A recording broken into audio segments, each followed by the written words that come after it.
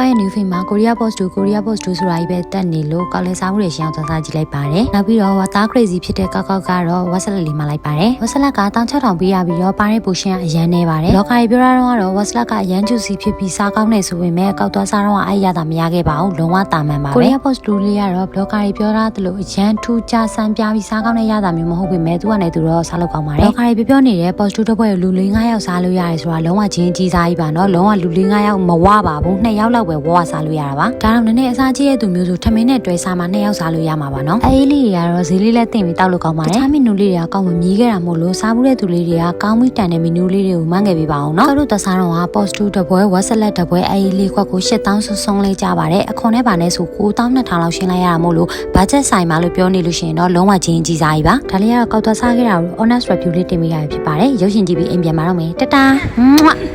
ဒါနဲ့စကားမစအိုက်ဆရာဆိုတဲ့စကားလေးကအရန်ရည်ရပါတယ်ဟာတာကကြိုက်တဲ့သူတွေဆိုတော့ကြည့်ကြည့်ပါနော်တတာ